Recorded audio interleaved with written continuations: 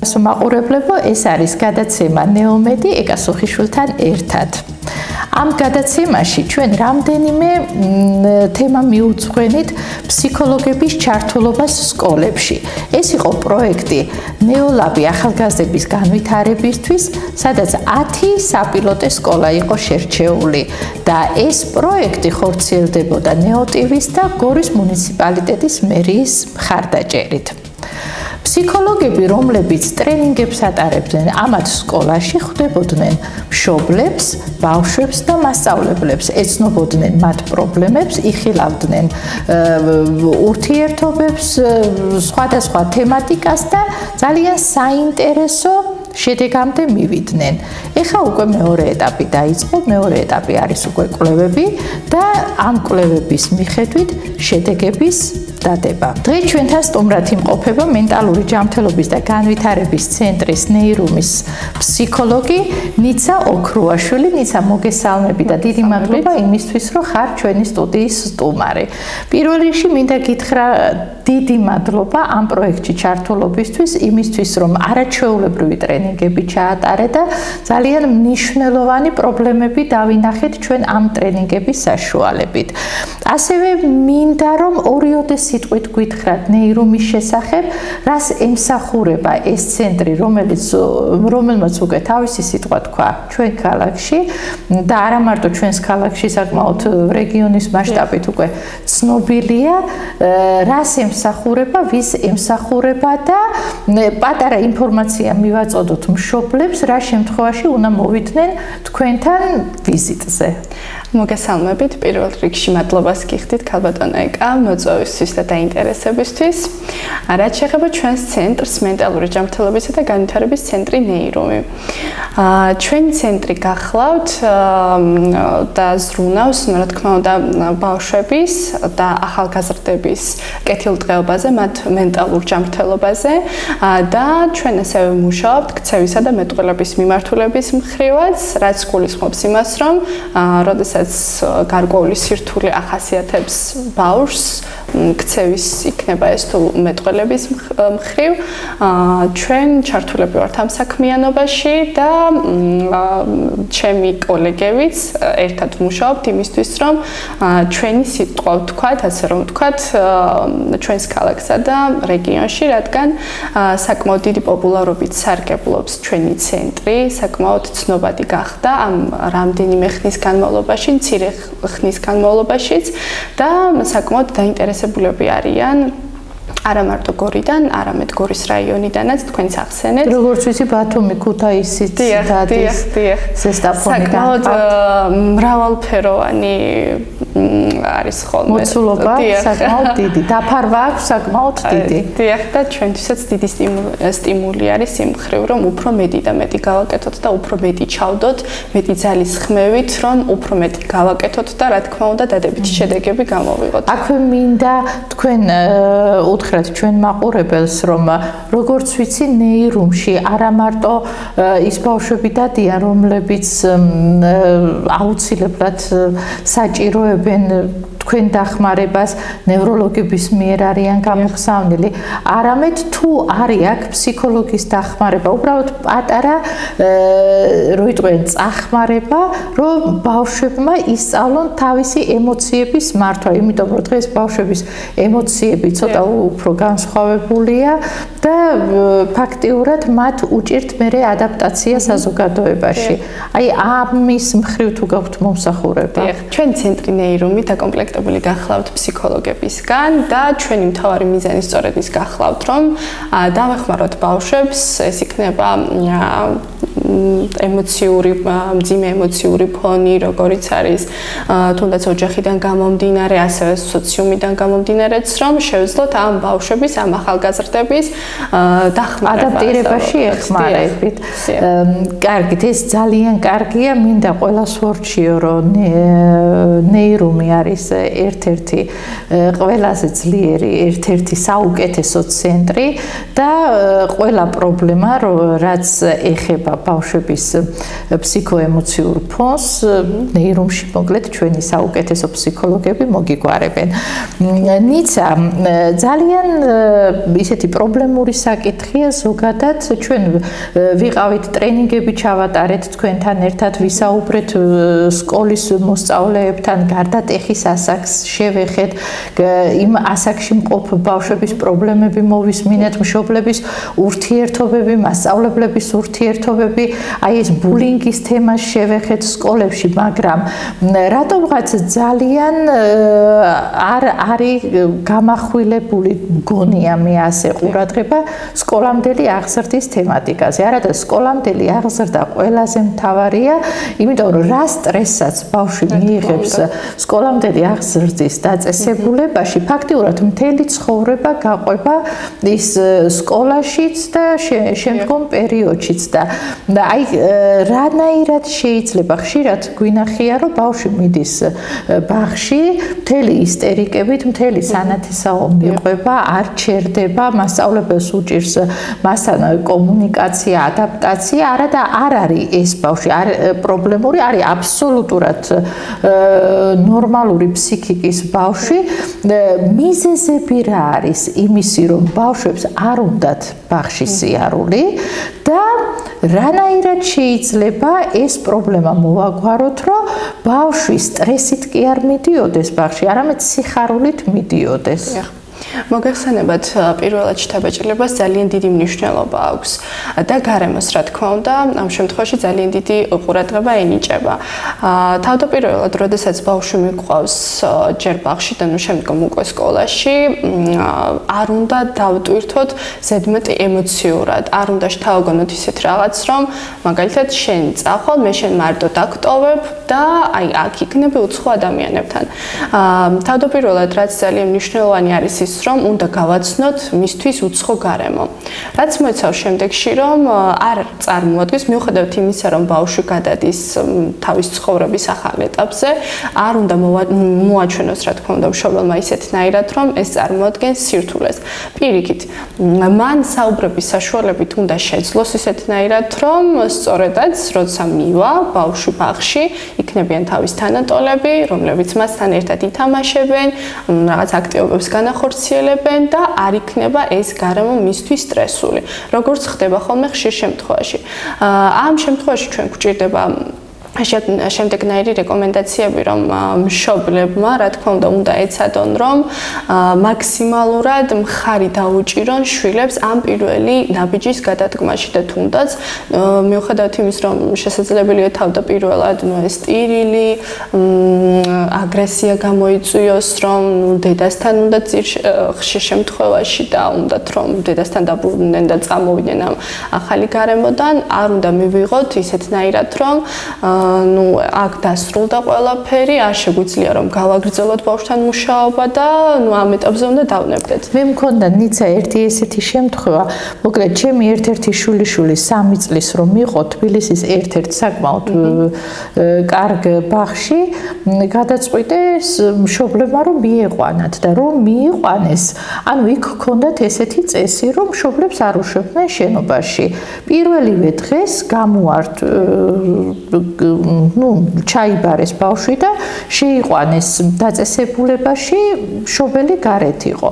იმხელა სტრესი მიიღო ბავშვმა აი ამ განშორების მომენტში, რომ მთელი 2 წელი დაგვჭირდა, რომ მერე free school-ში როგორმე მისულიყო და მე უკვე სიტუაციები უკვე შეუცვალეს გარემო, მაგრამ ეს 2 წელი ვერსად ვერ ჩერდებოდა. ის კი არა, როცა გორში ჩამოდიოდა და მე ყოველთვის მინდოდა რომ მომიყვანა ჩემ მეცნიერებათა სკოლაში, რომელიც ჩემი დაფუძნებულია და საკმაოდ არაჩვეულებრივი მზაობის ჯგუფი ყავს და ამ მზაობაში მეტარებინა შენობას რო ხედავდა, აი თვითონ სკოლის ფორმის შენობას, ამაზეც კი ისტერიკები ჰქონდა ჭიშკრიდან. აი მე მაინტერესებს, როცა ბავშვი მიყვავს ბაღში, უნდა იყოს თუ არა მშობელი რაღაც პერიოდი, დაუშვათ 1 დღე, 1 კვირა, ან 1 თვე, რამდენად ეს აუცილებელია თუ შეცდომას უშვებთ ჩვენ და არ უნდა გავაჩეროთ მშობელი ის პერიოდი თუ ბავშვი ჭირვეულობს, თორე არიან ბავშვები, რომლებსაც პირველივე დღეს დატოვებ და პრობლემა არ არის. აი ამ შემთხვევაში ვამბობ, როცა ბავშვთან პრობლემაა. გამომდინარე იქიდან, რომ ყველა ბავშვი არის ინდივიდუალური, შესაბამისად ყველა ბავშვს ინდივიდუალურად უნდა შევუსაბამოთ თავის პირობები.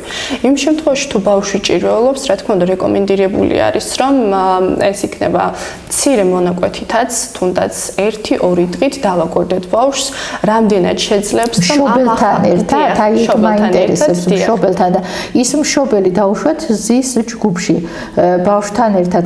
ხო არ არის უფრო ცუდი მისი, უფრო ხო არ ხანგრძლივდება მისი შეგუების პროცესი? ამ ხანგრძლივობასაც გააჩნია. ეს რა თქმა უნდა არ უნდა მოხდეს დიდი ხნით, არ უნდა მოიცავდეს, რა თქმა უნდა ესეც ინდივიდუალურად არის დამოკიდებული ბავშვზე, მაგრამ არ უნდა მოიცავდეს მუდმივ პერიოდს. რაც გულისხმობს იმაში, რომ ბავშვი მუდმივად დამოკიდებული ხდება მშობელზე, რომ მშობელი აქ არის და თავს უსაფრთხოდ გრძნობს.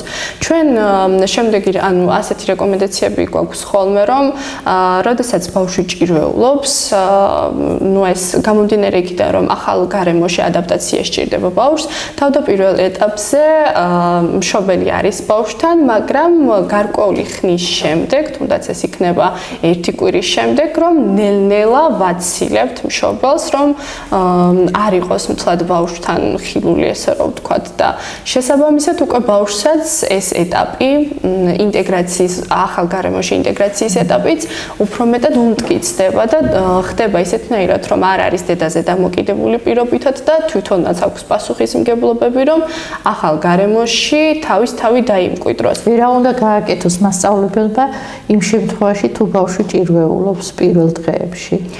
პირველ დღეებში, რა თქმა უნდა, რეკომენდაციები მშობლებთანაც საჭირო არის. პირველ ეტაპზე უნდა გაესაუბროს მშობელს და მოაგროვოს ინფორმაცია მასთან დაკავშირებით, რომ რამდენად არის ბავშვი თავისუფალი, რამდენად არის დამოუკიდებელი, რამდენად ცდილობს, რომ იყოს თავის თანატორებთან, ესე რომ ვთქვათ, თანასწორად და ამ რეკომენდაციების გავლის შემდეგ უკვე მასწავლებელი მშობელთან ერთად უნდა მოქმედებდეს, რა თქმა უნდა, რადგან მშობელი მასწავლებლის გარეშე და მასწავლებელი მშობლის გარეშე ფაქტობრივად შეუძლებელი არის, რომ ჩვენ დავდოთ ისეთი შედეგი, რომელიც გვინდა, რომ კარგი იყოს. შესაბამისად, ამ შემთხვევაში დიდი როლი ენიჭება მშობელს. რამდენად წარმოაჩენს თავის თავს და რამდენად იქნება თუნდაც მასწავლებელთან გულწრფელი, რომ ეს თანამშრომლობა შედგეს. აი არის ხშირი შემთხვევები ყოფილა და მეც გამიკეთებია ეგ, რომ აი თუ დაუშვათ დარჩები შენ ბაღში, მე შენ აი წაგიყვან და ამას გიყიდი ან რაღაც ან დაპირების მომენტი. რამდენად გამართლებულია ეს შემთხვევა და ანუ სწორად ფიქსებით თუ არა, ხო არ ვაფუჭებთ ბავშვის, ანუ ხო არ გამოდის ისე რომ ბავშვი უკვე ცდილობს ჩვენი манипулირება გააკეთოს, მისთვის უკვე კომფორტული ზონა იქნება, ვიტირებ, მერე დამპირდებიან და ამ შემთხვევაში გავჩერდები. ესეც გასათვალისწინებელი, რა თქმა უნდა, ნორმის ფარგლებში. მიუხედავად იმის, რომ ჯილდო საკმაოდ მისაღები არის ხოლმე ყველა ბავშვისთვის და მე რომ ამას გავაკეთებ, მე რომ დავალაგებ პირობითად, მე რომ ჩემს ნივთებს ავიღებ და თავის ადგილას მივიტან, მე დავიმსახურებ ჯილდოს. ეს რა თქმა უნდა, წამახალისებელი არის და ბავშვს საკმაოდ დადებითადაც მოქმედებს, მაგრამ ისეთნაირად, რომ ანუ აქაც მშობლის ფაქტორი არის. თუ მაგალითად ბავშვი ჭირვეულობს, თუ რა თქმა უნდა, ისეთნაირად ხდება, რომ ბავშვი ჭირვეულობს და ამას აკეთებს ყურადღების მიქცევის მიზნით, ასეთ შემთხვევაში მშობელმა უნდა გამიჯნოს, ეს ხდება ყურადღების მიქცევის მიზნით, თუ ეს ხდება ბუნებრივად. შესაბამისად, თუ ჩვენ საქმე გვაქვს ყურადღების მიქცევასთან, რა თქმა უნდა, ბავშვი დაიწყებს ტირილს, ისევ ყურადღებას მიიქცევს, რომ შესაბამისად მშობლიდან გამომდინარე ეს ჯილდო მიიღოს. მაგრამ თუ ეს ხორციელდება, ბუნებრივ გარემოში, ესე რომ ვთქვათ, და არ არის ჭირვეულობა და ყურადღების მიქცევა, შესაბამისად დანაპირები, ესე რომ ვთქვათ, უნდა შეუსრულოს მშობელმა. ниცა არის ხოლმე ის შემთხვევები, ბავშვები ეხანდელი ბავშვები იცით რომ როგორი დამოკიდებულები არიან ტელეფონზე, ზოგადად გაჯეტების ბავშვებს ვეძახით ამათ და მათთვის აი კომფორტული ზონიდან გამოყვანა ძალიან რთულია. ხშირად არის რომ დავუშვათ ბავშვი ისტერიკებს იმართებს ბაღში, იმიტომ რომ იმ კომფორტის ზონიდან გამოიყვანეს და მას ერთი სული აქვს დაბრუნდეს სახში, რომ ისევ აიღოს ის თავისი სასურველი ნივთი და დაიწყოს თამაში. ამ შემთხვევაში რა რჩევას მისცემდით მშობლებს? მოქმედებს თუ არა აი ეს დამოკიდებულება ბაღში ყოფნაზე და აი ის ისტერიკა ზუსტად მაგიტომ არის თუ არა და თუ მაგაზია დამოკიდებული, რა გააკეთოს მშობელმა იმისთვის, რომ უფრო გამარტივდეს და რაღაცნაირად შეუმსუბუქდეს ბავშვსაც და მშობელსაც მდგომარეობა. ბავშვი თითქმის ყველა ბავშვი ესე რომ განვიხილოთ, თითქმის ყველა ბავშვი დამოკიდებული არის ტექნიკაზე, ეს იქნება ტელეფონები, გაჯეტებზე, ეს რომ მიმოვიხილოთ.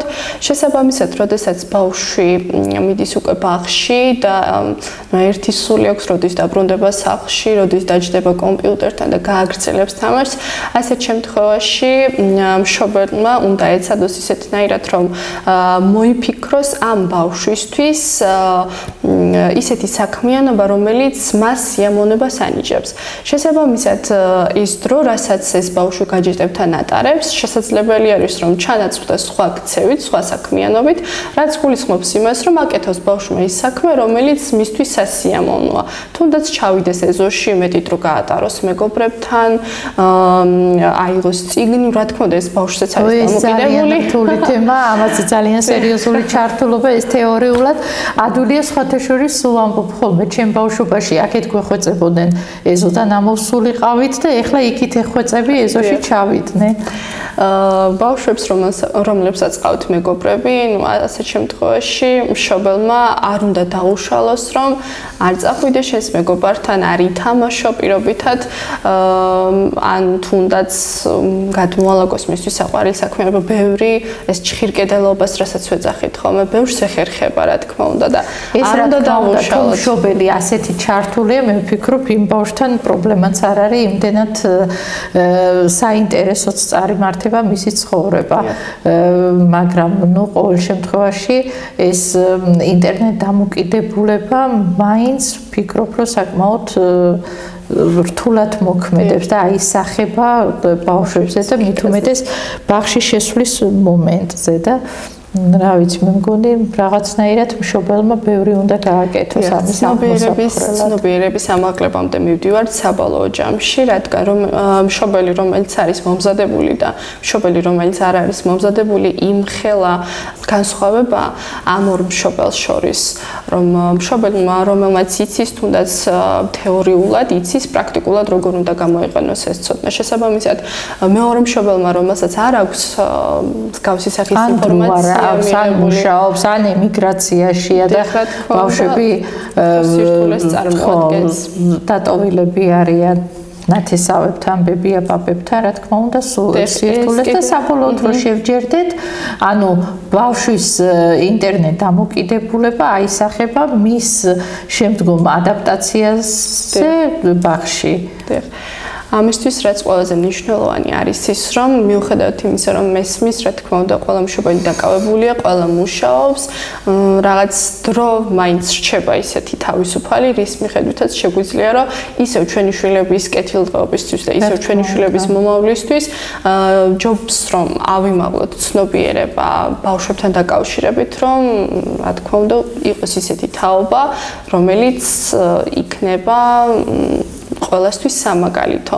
შესაბამისად, მშობელმა მუდმივი ინფორმაცია უნდა მიიღოს ამასთან დაკავშირებით, რომ მოგეხსენებათ, მუდმივი ცვლილებები მიმდინარეობს, იცვლება ყველაფერი, მუდმივად ახლდება, ესე რომ ვთქვათ და შესაბამისად, ფეხი უნდა ავუწყოთ ამ ცვლილებებს. თუ ვფიქრობ ის მომენტი ძალიან საინტერესო იქნება, რომ მშობელი რაღაც საქმიანობას რო აკეთებს, მასთან ერთად ძალიან უყვართ ბავშვებს მშობლებთან ერთად რაღაც საქმიანობის გაკეთება, თუნდაც სამზარეულოში, თუნდაც ეზოში, მასთან ერთად გააკეთოს, თუნდაც გააფუჭოს და გააკეთოს, იმიტომ რომ ეს ჯერ ერთი ეჩვევა შრომას, მშობელთან ურთიერთობას და აი ზუსტად ის ადაპტაციის მომენტი, რომ მე ბაღში ადვილად დარჩეს, იმიტომ რომ აღარ ექნება მას წვდომა ისეთი სიხშირით ინტერნეტთან, ეს ფიქრობ, რომ უფრო დადებითად აისახება. თან მით უმეტეს გოგონების შემთხვევაშიც მინდა გავამახვილო ყურადღება,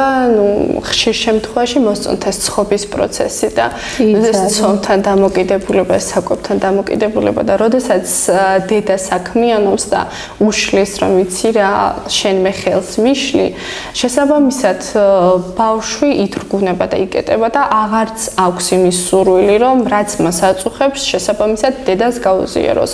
და ეს ბავშვი იპოვის თანატოლი იქნება ეს თუ სხვა ნათესავი ან ახლობელი, რომელთანაც შეძლებს გაიხსნას თავის პრობლემებზე ისაუბროს და მე ეს დამოკიდებულება დედასა და შვილს შორისაც ესეც ცოტა ისეთი დასარეგულირებელი საკითხი არის. ჩდება ეს კიდე ცალკე თემა, ეს იმხელა თემა, მე ვფიქრობ, რომ ცალკე გადაცემა უნდა მიუძღვნათ აი ამ ურთიერთობებს და ძალიან საინტერესო იყო. ყოველ შემთხვევაში ეხლა ძალიან მალე დაიწყება სკოლამდელი ასლის დაწესებულებებში მიღება, რა თქმა უნდა ძალიან რთული პერიოდი ელოდებათ მშობლებს, იმიტომ რომ სჭირდებათ დრო იმისთვის, რომ მიეჩვენონ მათი შვილები. აქვე ვიტყვი ჩემი გამოცდილებიდან, რაც დაუშვათ ჩემ შვილებთან მქონია, ჩემ შვილებთან და მით უმეტეს ეხლა უკვე რამდენიმე წელია მეცნიერებათა სკოლაში ეს სკოლამდელი აღზრდის ფრისკული გვაქვს ჩვენ საკმაოდ ძლიერი და ისეთი უკვე ცნობადი. აქვე დავძენ და რეკლამის სახით ჩამეთვლება ალბათ, რომ ჩვენ მეცნიერებათა სკოლაში უკვე 4 წლიანებსაც მივიღებთ წელს, 4-5 წლიანებს და 5-6 წლიანებს და აი ამ გამოცდილებამ მაჩვენა, რომ ყველა მშობელი, ვინც მოდის და ადაპტაციას აკეთებს, ანუ წინასწარ სანამ სწავლა დაიწყება, ათვალიერებინებს დაუშვათ შენობას, ოთახს აცნობს მასწავლებლებს. ჩვენ მაგალითად ეგ გამოცდილება გვაქვს, რომ სწავლის დაწყებამდე ადაპტაციის კვირას ვეძახით, ან ადაპტაციის დღეს, რომ იქ თამაშებით, ურთიერთობებით მისთვის უკვე სკოლაში და ბაღში მისვლის მომენტი აღარ არის სტრესული, ვფიქრობ, ესეც გაითვალისწინოს მეცნიერებათა სკოლა მოწინავე გორში. დიდი მადლობა. ნიცა, ძალიან დიდი მადლობა იმისთვის, რომ ჩვენი გადაცემის სტუმარი იყავი. მე შევახსენებ ჩვენ მაყურებელს, რომ დღეს სტუმრად გვყავდა ნიცა ოქროაშვილი, მენტალური განვითარებისა და ჯანმრთელობის ცენტრის ნეირუმის ფსიქოლოგი, საკმაოდ წარმატებული ფსიქოლოგი. ჩვენი გადაცემა ეძღვნებოდა პროექტს, ეს არის ნეოლაბი ახალგაზრდების განვითარებისთვის, რომელიც ნეოტივის და გორის მუნიციპალიტეტის მერის მხარდაჭერით ხორციელდება და ჩვენ კიდე დაგვჭირდა რამდენიმე გადაცემა და შევეხებით ძალიან საინტერესო თემებს. მადლობა მოგბრძანებისთვის ნიცა, მადლობა თქვენ მაყურებლებო. ეს იყო გადაცემა ნეომედი ეკა სუხიშვილთან ერთად. გვიყურეთ მომავალ შეხვედრამდე.